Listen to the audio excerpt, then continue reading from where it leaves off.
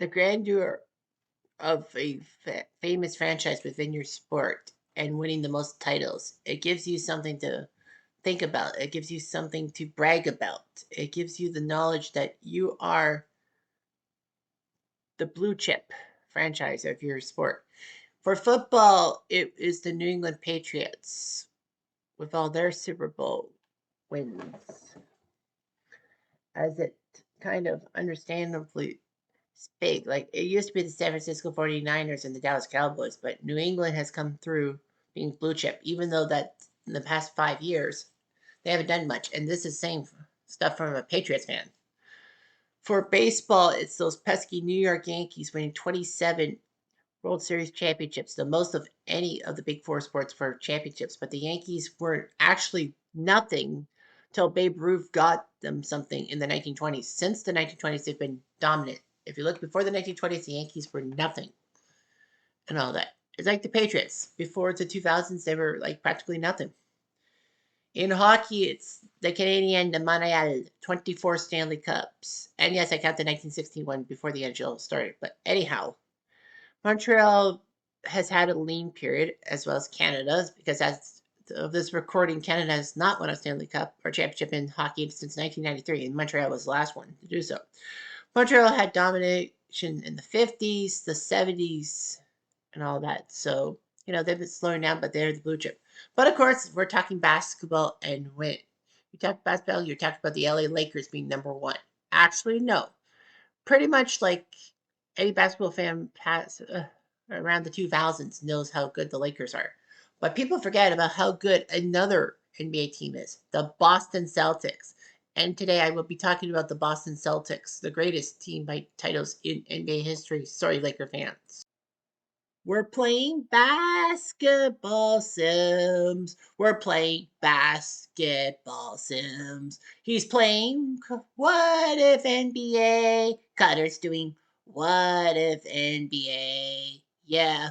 Oh, all the teams around the world got to know that the Raptors are number one. But what about the Bulls, Wizards, and Pistons? They all have great what ifs, stories about old teams like the Kansas City Kings and maybe even the Minneapolis Lakers. But we all know we're going to do some basketball. He's doing basketball. He's doing basketball. What ifs? Cutter's doing what if NBA? So what if NBA? Normally, I don't like to cheat when I talk about the team and its history and all that because I try to go by what I know off the top of my head. But the knowledge about the Boston Celtics is huge. The Celtics are one of the original franchises from 1946 in the NBA. They have won 18 championships, 11 conference titles when the conference had their titles, 35 division titles, and 23 retired numbers, even one for Jim Loskatoff. When you look at the Celtics, it's just fantastic. You have legends like Robert the Chief Parrish, Brad Auerbach, and he's number 2 retired. Dennis Johnson, aka DJ. Kevin Garnett's number 5 is retired by the Celtics, although I wish 21 were. Bill Russell, JoJo White, Robert Cousy, or Bob Cousy is his. Tom Heinsohn, Satch Sanders, John Havlicek, Dave Cowens, Don Nelson, great coach, and he played for the Celtics and his number 19 is retired. Bill Sharman, Ed McCauley's number 22 is retired. He was a great player in the 50s for the Celtics. Frank Ramsey's number retired. Sam Jones, Casey Jones, Cornbread Maxwell's number's even retired. Kevin McHale, Larry Bird, Paul Pierce, Reggie Lewis, who died at age 27, and Jim Loskatoff. Those numbers should be there, but I mean, that's so many retired numbers. Well, Walter Brown's number retired, the original owner of the Celtics, but nevertheless, I mean, can you believe the dominance of the Celtics? And we're going to be talking about the championships and all that stuff. 18 championships. They didn't win their first championship until 1957, and the NBA was around for a decade, so they had a slow start too. Montreal kind of had a slow start, if you will. New England had a slow start to their career, and so did the Yankees.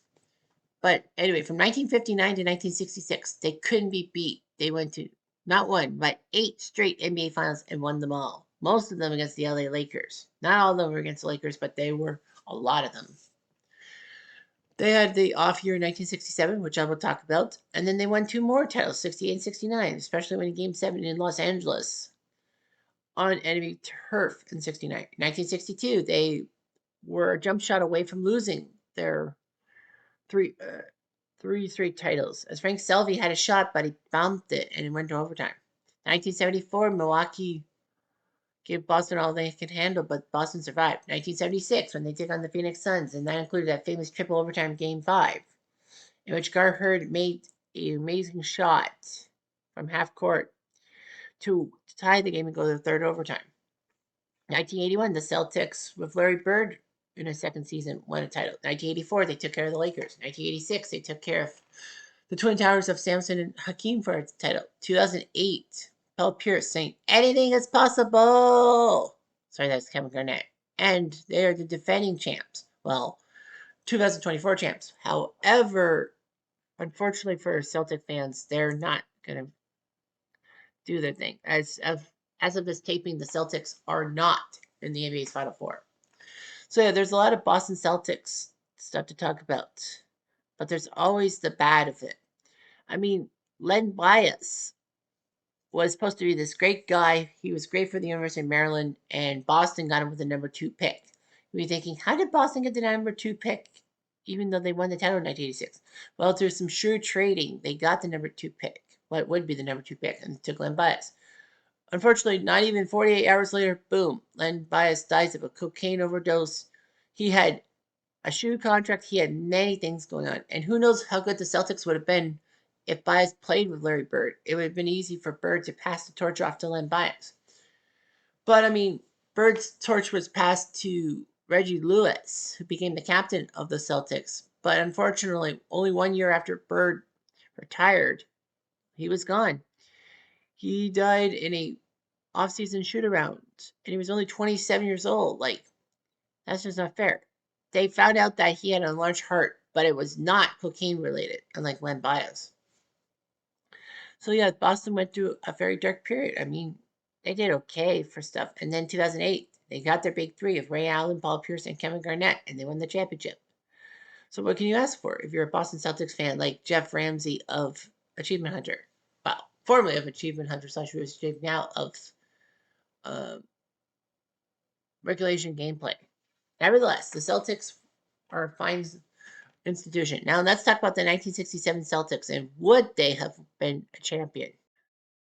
So the 1967 Boston Celtics, this is their season. It was their 21st season in the NBA. They won 60 games, the second best in the league, but fell to the Sixers in 5 games, thus ending their 8-year unbeaten streak. This was actually the first of 3 seasons that Bill Russell would coach the club, and he was still a player, so he was a player coach. Red Auerbach decided to become the GM and not coach, which was shocking because, he won 8 straight titles. They went 8th and picked Jim Barnett from Oregon and then Leon Clark from Wyoming. Clark was not with the team in 1967. Wayne Embry was.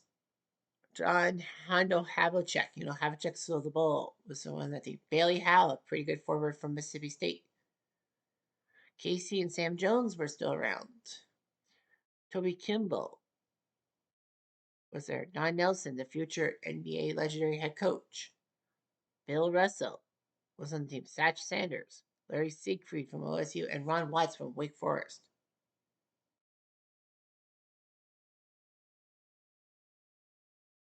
So yeah, they won 60 games, but the Sixers won 68. So they were just dominant, the Sixers were.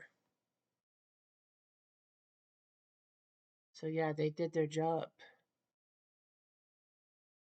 And the NBA actually played games in a neutral site for a while. So in the division semifinals against the Knicks, they took out the Knicks, even though they lost game 3. But it didn't matter. Yeah, it's weird having only 8,600 people at Boston Garden, and then the next game was 10,738. Maybe they were just like, ho hum, they're gonna win. In the division finals, they would face Philly, and of course, at the time, it would be like 1-1-1-1-1-1-1, not the 2-2-1-1-1 or the 2-3-2 system. So they went to Philly and lost on home turf, and then went back to the Philadelphia Convention Hall. It's amazing how they play in stadiums like the Convention Hall. And then, of course, Philly built the Spectrum for the Flyers and for the Sixers. Boston Garden, and then the Convention Hall. Yeah, they won April 9th, game four, but they lost game five. So the Sixers would face the Warriors and win the title and beat the Warriors, who used to be in Philadelphia in the first place. So the question now is, would they won the NBA championship if Philly didn't get in their way? So anyway, the Celtics would have faced the San Francisco Warriors. Yeah, they were once in Philly and then went to San Francisco. That's their lineup: Newman, King, Barry, Hetzel, and Furman. I think they had some decent players too. Al Addles. I'm gonna make Addles my point guard and Paul Newman. Okay, Jeff Bullitt.